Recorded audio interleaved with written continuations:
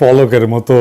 ভারতও বলছে ওরা নাকি বাঁধের গেট খুলে নাই, বাঁধের গেট নাকি আপনি আপনি খুলে গেছে। তাও যদি হয় খুলে যাওয়ার পর কি সাথে সাথে ভারত আমাদেরকে জানাইছে এই ধরনের বন্যায় প্রত্যেকটা ঘন্টা প্রত্যেকটা মুহূর্ত গুরুত্বপূর্ণ, সাথে সাথে জানাতে পারলে অনেক প্রাণ সম্পদ বাঁচানো যাইত।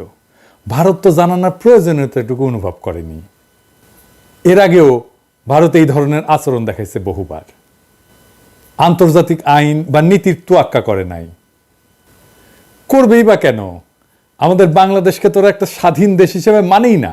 সেই কারণে গত ১.৫ দশক আমাদের ঘাড়ের উপর বসায় রাখছিল গণখুনি, শিশু হত্যাকারী, গুম, ক্রসফায়ার, আয়নাঘরের স্রষ্টা হাসিনাকে। আমাদের স্বাধীনতা, সার্বভৌমত্ব, আঞ্চলিক অখণ্ডতার উপর ক্রমাগত আঘাত করছে ভারত।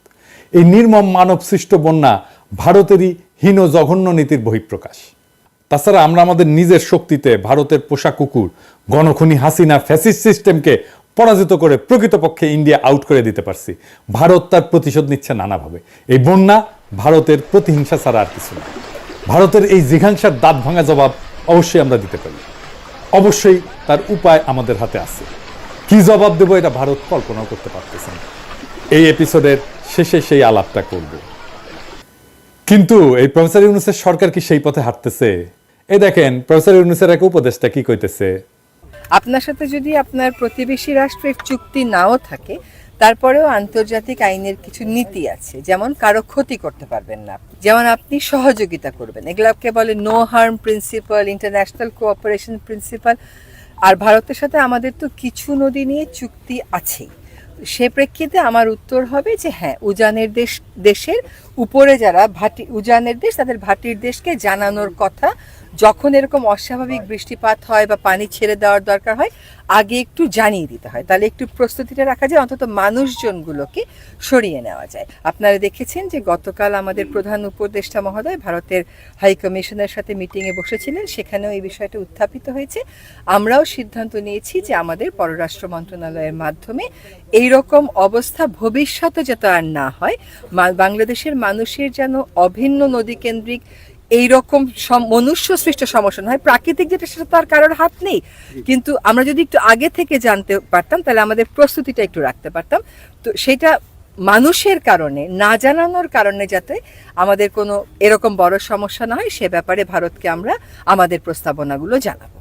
ভারত 50 বছর ধরে পানি নিয়ে প্রতারণা করছে, আন্তর্জাতিক আইনের তোয়াক্কা করে নাই।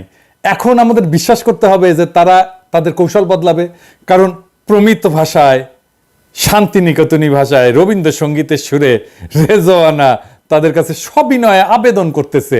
আমাদেরকে সেটা বিশ্বাস করে বসে বসে আঙুল চুষতে হবে, তাই না? বাংলাদেশ ভারত কূটনৈতিক রিলেশনের রিয়ালিটি, তার ইতিহাস সম্পর্কে জ্ঞানবিহীন এই সমস্ত অথর্ব, অরাজনৈতিক, ভীরু আর নির্বীর্য উপদেষ্টারা কার্যকর ব্যবস্থার দিকে না গিয়া পররাষ্ট্র মন্ত্রণালয়ের উপরে দায়িত্ব চাপাই দিয়ে পার পেতে চাইতেছেন। অথচ আমাদের হাতে খেলার শক্ত কার্ড আছে। ধরেন আজ সরকার ভারতের প্রতি এরকম নতজানু না হইয়া শহীদ আবু সাইদের মতো সাহস কইরা বুকসিতা তিস্তা প্রকল্প যদি চীনকে দেওয়ার সিদ্ধান্ত নিত, তাহলে আগামীকালই ভারত দৌড়ে আসতো হাত জোর কইরা, গ্যারান্টেড, লিখে রাখতে পারেন। কিন্তু এইসব অথর্ব, ভীরু, অরাজনৈতিক, কাপুরুষ উপদেষ্টা পরিষদ পরিবৃত হইয়া প্রফেসর ইউনূস আমাদের শক্ত কার্ডকে ব্যবহার করতে পারবেন কিনা তা নিয়ে আমার সংশয় বাড়তেছে।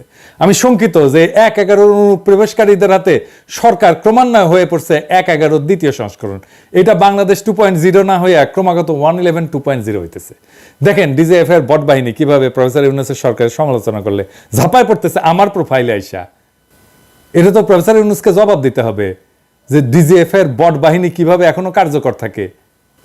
এ দেখেন কপি পেস্ট কইরা কমেন্ট করতেছে প্রফেসর ইউনূসের পক্ষে। হ্যাঁ, আমাদের ট্যাক্সের টাকায় প্রফেসর ইউনূস কি জানে ডিজিএফ এর বট বাহিনী কি এবং তারা কিভাবে আমাদের উপর অত্যাচার করছে? ডিজিএফ এর বট বাহিনীর উপর প্রফেসর ইউনূসকে ভরসা করতে হচ্ছে এখন।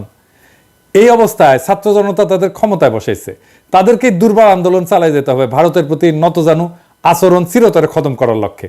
তিস্তাবাদ নির্মাণে চীনের প্রস্তাব গ্রহণ করার জন্য তীব্র চাপ সৃষ্টি করতে হবে এই সরকারের উপরে। আমি আনন্দিত ঢাকা বিশ্ববিদ্যালয় সহ সারা বাংলাদেশের ছাত্ররা আওয়াজ তুলছে, বন্যায় যদি মানুষ মরে 7 সিস্টার্স থাকবে না রে। শুনেন।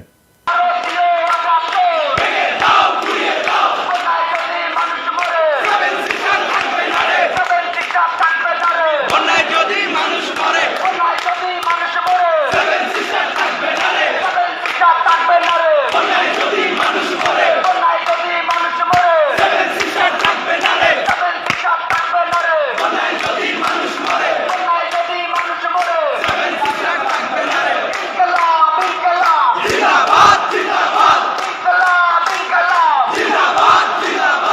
আমরা এই স্লোগানের তাৎপর্য ব্যাখ্যা করব এই এপিসোডের শেষের দিকে।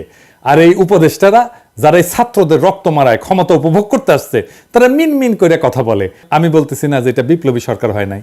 বিপ্লব বানান করতে পারবে কি দেখেন, পারবে জিজ্ঞেস করেন। যাই হোক, তিস্তাবাদ কি এই জিনিসটা একটু জানি। এইটা প্রকৃতপক্ষে একটা রিজার্ভার বা জলাধার। এতে বর্ষা মৌসুমে পানি সংগৃহীত হবে এবং সারা বছর ধরে সেই পানি তিস্তা নদীর নিম্নভাগে প্রবাহিত করা হবে আস্তে আস্তে। এই পানি ব্যবস্থাপনা শুকনো মৌসুমে পানি প্রাপ্তি এবং নদীর নাব্যতা নিশ্চিত করবে। এটা আমার মনে হয় বাঁধ আর জলাধার নিয়ে কেউ কেউ বিভ্রান্তিতে আছে বা বিভ্রান্তি ছড়ানো হচ্ছে। সামাজিক যোগাযোগ মাধ্যমে দেখতেছি কেউ কেউ বলতেছেন বাদ দিলে তা কেবল পানি আটকাবে, কিন্তু সেই পানি ভারত ফেরত পাঠায় সেই দেশকে ভাষায় দেওয়া যাবে না। এখানে ভারতকে ভাষায় দেওয়ার কথা উঠতেছে না, এইটা পাগলামি। আমরা বলছি জলাধার বা রিজার্ভারের মাধ্যমে পানি ব্যবস্থাপনার কথা। তিস্তা প্রকল্পের উদ্দেশ্যই তাই। এইরকম একটা প্রকল্প বন্যা রোধে কিভাবে কাজ করে সেটা চীনের বিশাল 3 গর্জেস প্রজেক্ট দিয়ে বোঝা যায়। এই বিষয়ে জার্নাল অফ হাইড্রোলজিতে একটা অনুসন্ধানী নিবন্ধ প্রকাশ করছিল। এই ধরনের বিষয় খুবই অথরিটেটিভ একটা প্রকাশনা। এটার লিঙ্ক কমেন্ট বক্সে দিয়ে দিচ্ছি, আগ্রহীরা যেন পড়তে পারেন। এই আর্টিকেলের কনক্লুশন হচ্ছে ইংরেজিতে, তো ইংরেজি যখন লিখেছে তাহলে ঠিকই লিখেছে, তাই না? তবে বাংলা হইতেছে যে এই বাঁধ বন্যা রোধ, বিদ্যুৎ উৎপাদনের মাধ্যমে বিশাল অর্থনৈতিক এবং সামাজিক অবদান রাখছে। এটা কিন্তু চাইনিজ প্রোপাগান্ডা না, এটা একটা মর্যাদাশীল আন্তর্জাতিক জার্নালের কথা। চীন এই 3 গর্জেস প্রজেক্ট করছিল বন্যার প্রকোপ থেকে রক্ষা পেতে, আমরাও তাই চাই। সেই সাথে পানিকে ব্যবহার করে ভারত যাতে আমাদেরকে তার ইচ্ছাধীন রাখতে না পারে, হাসিনা টাইপের ফ্যাসিস্ট সরকারকে আমাদের উপর আবার চাপাই দিতে না পারে এবং আমাদের স্বাধীনতা, সার্বভৌমত্ব এবং আঞ্চলিক অখণ্ডতাকে আঘাত করতে না পারে, আমরা সেটাও চাই। দিল্লি দাসী গণখুনি হাসিনা সংসদে দ্বারা বলছিল যে সে চীনের কাছে এই প্রকল্পের জন্য টাকা চাইছে, কিন্তু এরপরে ভারতের পায়ে প্রকল্প বিসর্জন দিছে। তা সত্ত্বেও প্রকল্পটা করা হবে সেই মর্মে সরকারি সিদ্ধান্ত এখনো বহাল আছে। এই সরকারকে যেটা করতে হবে, প্রফেসর ইউনূসের সরকারকে, তা হইল ভারতের খপ্পর থেকে প্রকল্পটি উদ্ধার করিয়া চীনকে দেওয়ার নীতিগত সিদ্ধান্ত নেওয়া। নীতিগত সিদ্ধান্ত এই কারণে বলতেছি যে চূড়ান্ত সিদ্ধান্ত নেওয়ার আগে এই প্রকল্প পরীক্ষিত এক্সপার্টদের দিয়ে পর্যালোচনা করায় নিতে হবে, যাতে করে ডিজাইন, ঋণের পরিমাণ, শর্ত, বাস্তবায়নের সময়সীমা ইত্যাদি আমাদের স্বার্থের অনুকূলে হয় এবং এর এই যে অর্থনৈতিক, সামাজিক, পরিবেশগত যে প্রতিক্রিয়া সেটাকে মিনিমাইজ করা যায়। মোট কথা, এই প্রকল্পের স্বচ্ছতা এবং আমাদের স্বার্থ পূর্ণ নিশ্চিত করেই আমরা চূড়ান্ত সিদ্ধান্ত নেব। এছাড়া আমরা চাই যে প্রকল্প শেষে অন্যান্য চীনা প্রকল্পের মতো চীনা সরকার আমাদের হাতে প্রকল্পের কাজ বুঝাইতে চলে যাবে।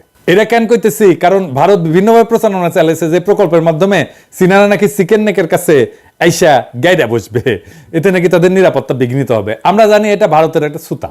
চীনারা আমাদের দেশে কোনো প্রকল্প শেষ করে থাকে যায় না, ইন্ডিয়া থাকছে, রামপালে আছে, কয়লা বিদ্যুৎ কেন্দ্রের এমডি পর্যন্ত ইন্ডিয়ান, ওইখানে শত শত ইন্ডিয়ান আছে।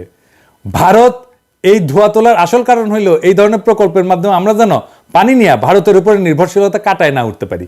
এটা আমাদের দ্বিপাক্ষিক রিলেশনের, আমাদের বিরুদ্ধে ভারতের একটা বিশাল লিভারেজ বা অ্যাডভান্টেজ, যেটা তারা ব্যবহার করছে বারে বারে। এই জন্যে ভারত যাতে এই ধরনের সুতা তুলতে না পারে আমরা তা নিশ্চিত করব। তিস্তা প্রকল্প চীনকে দেওয়ার সিদ্ধান্ত নেওয়ার সময় এখনই। এটা কেবল বন্যা রোধ এবং সারা বছর পানি প্রাপ্তির বিষয় না, এটা ভারতের উপরে এতকাল পানির জন্য যে নির্ভরশীলতা সেটাকে খতম করার বিষয়। এই কাজে ব্যর্থতার মানে হইল হাজারো শহীদের প্রাণদান নিষ্ফল হওয়া। আমাদের স্বাধীনতা, সার্বভৌমত্ব, আঞ্চলিক অখণ্ডতার উপরে আধিপত্যবাদী ভারতের আগ্রাসী কালো হাত জিআই রেখে আমরা কোনো অবস্থাতেই তা হতে দেব না। আমি তাই ছাত্র জনতাকে আহ্বান করব, আপনারা তিস্তা প্রকল্প চীনকে যাতে নীতিগতভাবে দেওয়া হয় সেই সিদ্ধান্ত নিতে সরকারের উপর তীব্র চাপ সৃষ্টি করেন। এই সরকারের 1-11 গ্রুপের বাইরেও অনেক উপদেষ্টা আছেন যারা এর সমর্থন করবেন বলে আমি বিশ্বাস করি। তাদের হাত এবং প্রধান উপদেষ্টার হাত শক্তিশালী করেন, যাতে ভারত এবং তাদের দেশীয় এজেন্টদের সমস্ত বাধা অতিক্রম করে তারা এই সাহসী সিদ্ধান্ত নিতে পারেন। পানি কেন আমাদের জন্য জরুরি, নদী কেন আমাদের জন্য জরুরি, আসেন এই আলাপটা করি। বাংলাদেশের এই জমিন তৈরি করছে শিরা উপশিরার মতো বয়ে যাওয়া নদ নদী, তারা জলের সাথে বয়ে আনছে পলিকণা, এবং পলিকণা জমে জমে তৈরি হয়েছে আমাদের পায়ের নিচের মাটি, বদ্বীপ বাংলাদেশ। এই দেশের বিশাল সবুজে যে প্রকৃতি এবং প্রাণের সমারোহ, সেই সমস্ত আয়োজন নিশ্চিত হয় পানির বিপুল প্রবাহে।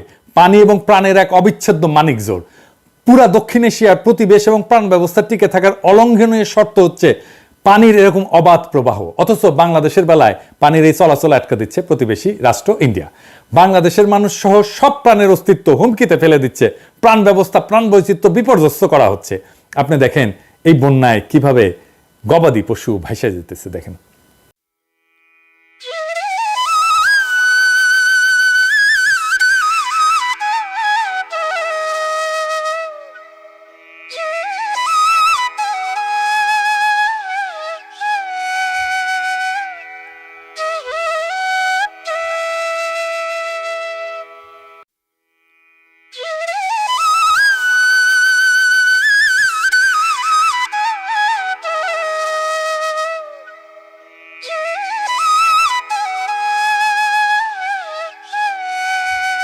ভিটেমাটি জীবন জীবিকা হারানোর কষ্ট এবং ক্রোধ বুকের মধ্যে নিয়ে নিরুপায় মানুষেরা ছড়ায় পড়ছে তারা এখানে সেখানে।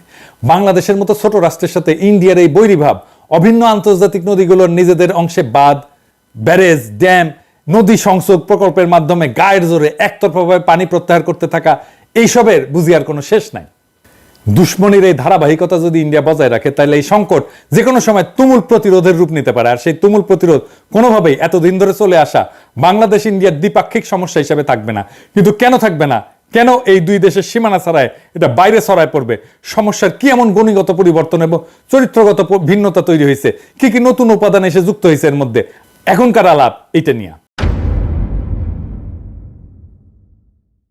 ইন্ডিয়ার পানি সন্ত্রাসের সম্ভাব্য পরিণতি কি হতে পারে তা নিয়ে আমি একটা গল্প বলবো। না, আমার বানানো গল্প না, এটা থ্রিলার। লিখছেন যুক্তরাষ্ট্রের সদ্য সাবেক এক ইন্টেলিজেন্স কর্মকর্তা ডুয়ান ইভান্স। 2007 সালে সিআইএ এর দায়িত্ব থেকে অবসরে যাওয়ার পরে এই আমেরিকান গোয়েন্দা কর্মকর্তা এই ডুয়ান ইভান্স একটা স্পাই থ্রিলার লেখে, নাম হইতেছে নর্থ ফ্রম ক্যালকাটা। এই ভারতের দাদাগিরি পানি সন্ত্রাসের কারণে কি বিশাল পরিণতি ডেকে আনতে পারে তার একটা ইঙ্গিত দেওয়ার চেষ্টা করছেন ইভান্স তার উপন্যাসে। নর্থ ফ্রম ক্যালকাটার এই বইয়ের প্লট হচ্ছে ফারাক্কা ব্যারেজ। একটা সন্ত্রাসী হামলায় ফারাক্কা ব্যারেজ উড়ায় দেওয়ার পরিকল্পনা সুতা ধরে একটু একটু করে আগাইতে থাকে উপন্যাসের কাহিনী। বইটাকে শুধু স্পাই থ্রিলার বললে সবটা বলা হয় না, এটা আসলে আন্তর্জাতিক দক্ষিণ এশিয়ার আঞ্চলিক রাজনীতিতে ক্ষমতার ভারসাম্যের লড়াই, পানি এবং প্রাণ সম্পদের উপরে কৌশলগত নিরাপত্তাজনিত নিয়ন্ত্রণ কায়েমের রাজনীতি ইত্যাদি বিষয়ে এমন একটা ভাষ্য যার কাঠামোটা উপন্যাসের, কিন্তু উপন্যাসের চরিত্র হচ্ছে গোয়েন্দা গল্পের। গল্পটা খুব টান টান, নানা মাত্রার আর সম্পর্কের যোগসূত্র তৈরি করা হয়েছে এই গোয়েন্দা ভাষ্যে।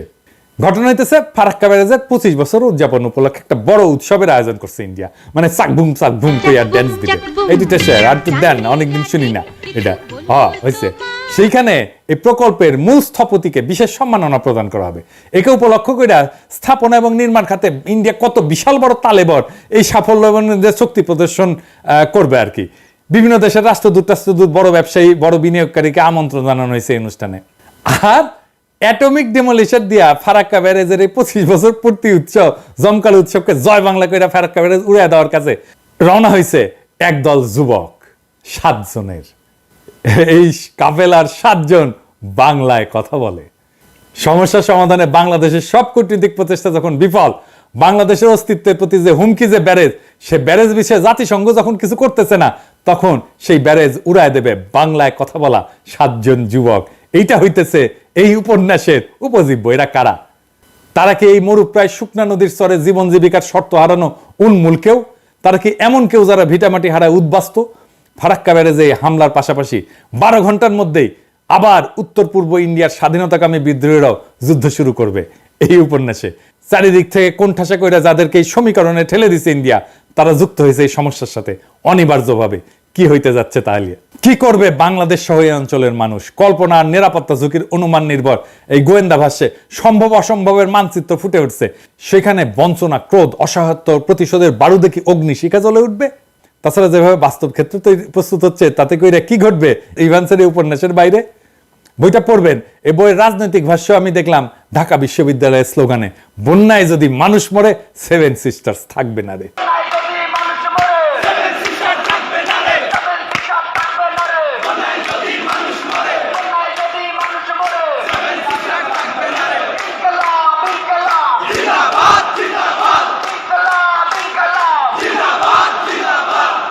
মোদি 7 সিস্টার্সের আত্মনিয়ন্ত্রণের লড়াইকে সন্ত্রাসবাদ আখ্যা দিয়ে ইন্ডিয়ার এই ওয়ার অন টেররের কান্দে চেপা রাষ্ট্রীয় দমন পীড়ন দিয়া মোকাবেলা করার রাস্তা নিল।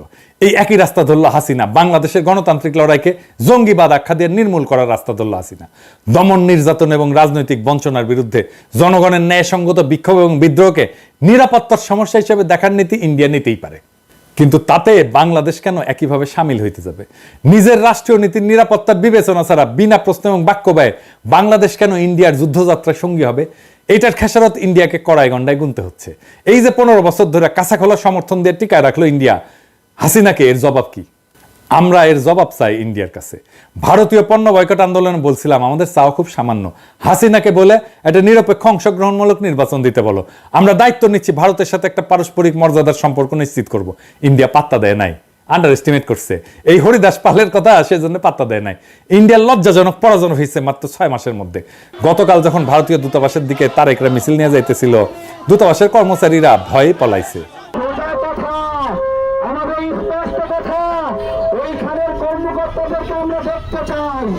আমরা শুনতে চাই তাদের মুখ থেকে তারা যেই ড্যাম 31 বছর বন্ধ রাখলো, সেই ড্যাম 31 বছর পর খুললো কেন? এই সাহস নিয়ে বাংলাদেশকে উপনিবেশ বানাইতে আসছিল। এক একজন কথা বলতো কি রুয়াব নিয়ে, হাই কমিশনার গুলো বসতো কিভাবে যেন বড় লাট। তো উপন্যাসে দেখা যাচ্ছে ফারাক্কার অপারেশনটা যখন চালানো হয় তখন এর সাথে সামিল হয় ইন্ডিয়ান ইউনিয়ন থেকে স্বাধীনতাকামী 2টা বাহিনী, নাগাল্যান্ড এবং মণিপুর। দীর্ঘদিনের দখলদারি বঞ্চনা তাদের ক্ষোভের কারণ, বিদ্রোহ তাদের দীর্ঘদিনের, কিন্তু এই প্রথম তারা পাশাপাশি এসে এক সূত্রে একটা অপারেশনে কাজ করতেছে বাংলাভাষীদের সাথে সমন্বিতভাবে, যেটা আগে কখনো ঘটে নাই। এইবার বুঝছেন ফারাক্কার সাথে, আমাদের পানি ব্যবস্থাপনার সাথে, আমাদের সাথে ভারতের এই অনার্য আচরণের সাথে 7 সিস্টার্স কিভাবে যুক্ত। নিউ ইয়র্ক টাইমসে ফিলিপ বাউডিং লিখছিলেন যে ইন্ডিয়াস ওপেনিং উইথ বাংলাদেশ। মার্কিন পররাষ্ট্রনীতির একজন ভাষ্যকার এবং গুরুত্বপূর্ণ পরামর্শ করছেন বাউডিং। তো ওই এলাকায় বাউডিং বলছেন যে ইন্ডিয়া বাংলাদেশের মধ্যে বাণিজ্য ঘাটতি আছে, সমুদ্র সীমানা নির্ধারণের ব্যাপার আছে, ট্রানজিট আছে, কিন্তু অনেক বেশি গুরুত্বপূর্ণ নিরাপত্তা ইস্যু হচ্ছে পানি। ইন্ডিয়া যেভাবে বাংলাদেশকে পানি থেকে বঞ্চিত করছে তাতে কইরা বাংলাদেশের উদ্বিগ্ন হওয়া খুবই সঙ্গত। একবার পানি আটকায় রাখে গ্রীষ্মকালে, আর বর্ষাকালে পানি ছাইরা ভাসায় দেয়। 2টা সময় আমাদের ক্ষতি করে। পানি বাংলাদেশের প্রাণ রক্ষার জন্য রক্ত সঞ্চালনের মতো। অভিন্ন নদীসমূহের পানি পাওয়া না পাওয়া নিয়ে বাংলাদেশের টিকে থাকা না থাকা, জনগণের বাঁচা মারা একই সূত্রে গাথা। ভারতকে তার সমস্ত বাঁধ ভেঙ্গে দিতে হবে। বাংলাদেশে আসা অভিন্ন নদীর সকল প্রবাহকে উন্মুক্ত করে দিতে হবে। চয়েস ভারতের, হয় বাঁধ ভাঙো নয়তো ভারত রাষ্ট্র ভেঙে যাওয়ার ঝুঁকি নাও। আমি বলতেছি আমাদের 15 বছর ফ্যাসিবাদের ঘানি টানাইছো, এর কাফফারা দিতে হবে। বাঁধ না ভাঙলে ইন্ডিয়ায় জয় বাংলা হয়ে যাবে। বাংলাদেশের মানুষ একটা কথা বিশ্বাস করে, ভারত যদি আন্ডার এস্টিমেট না করে তাহলে ইন্ডিয়ারই উপকার। নয়তো কয়া দিই ওই কথা যেটা বাংলাদেশের মানুষ বিশ্বাস করে। কি সেটা জানেন? বাঘে চুলে 18 ঘা, ঠোলায় চুলে 36 ঘা, আর পিনাকি চুলে জয় বাংলা।